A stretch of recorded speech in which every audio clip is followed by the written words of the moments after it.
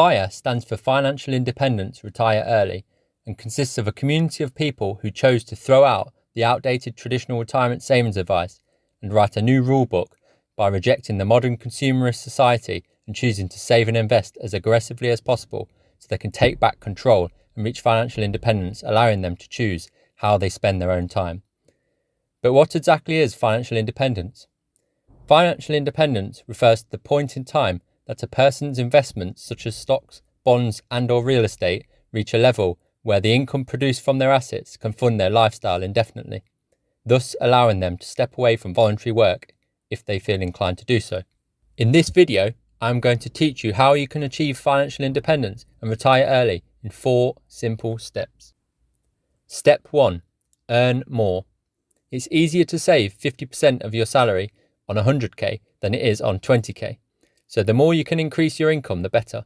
You can increase your income through the following: studying hard and choosing to pursue a high-paying job, working hard to get job promotions, starting side businesses or side hustles to create passive income, or starting a successful business. Many people start out by thinking the secret to wealth is all about earning more, but the reality is the most important thing is not how much you earn, it's how much you keep. We have all heard stories of celebrities or lottery winners that have run out of money. The sad thing is that someone is probably more likely to go bankrupt after winning the lottery than if they had never bought that ticket. This is because they don't have financial literacy.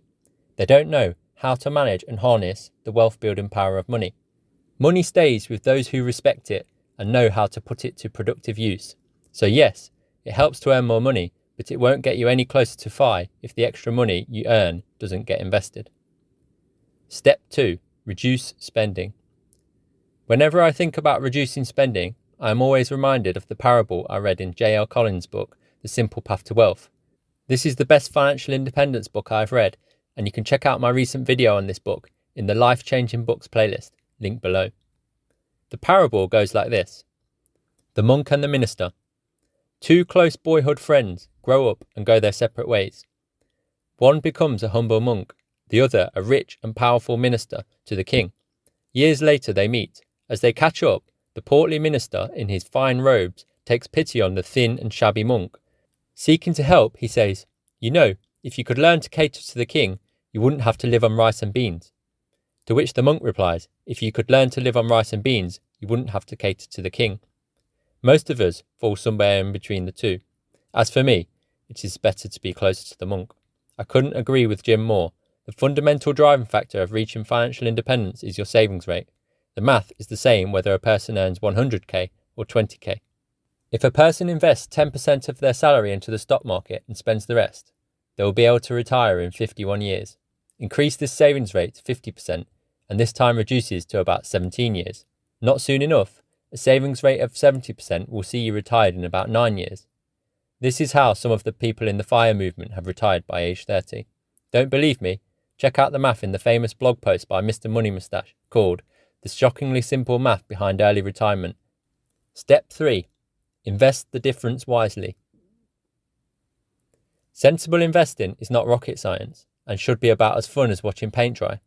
If it feels like gambling or promises guaranteed high returns, then it isn't investing, it's speculating. In the world of investing, greater potential reward is always accompanied by greater risk. If you are promised high returns without risk, then turn around and walk away very quickly. If it sounds too good to be true, then it probably is. Warren Buffett's famous quote goes like this: Rule number 1, never lose money.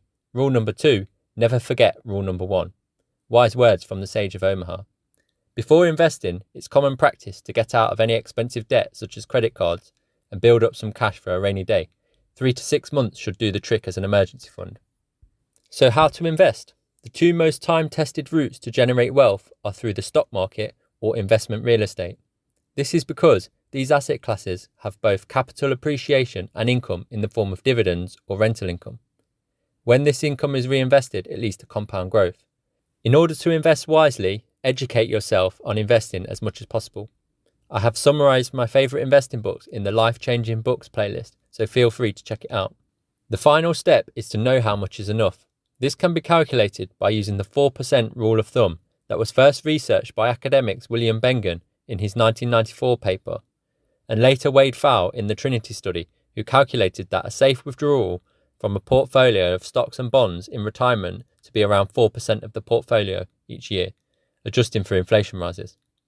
This was calculated for Americans investing in the US market, and for the rest of the world investing in the global markets, it is probably slightly lower than this. So to know how much is enough, work out your annual expenses and times this number by 25. For example, if a person needs 20k to live each year, then they would require 20k times 25, which equals 500k. If you need 100k per year, then the pot increases to 2.5 million. Another reason why life is easier if you have a bit of monk mode in you. Sound a lot? The magic of compound interest will help speed up the process. Follow these 4 steps and you'll be well on your way to achieving financial independence.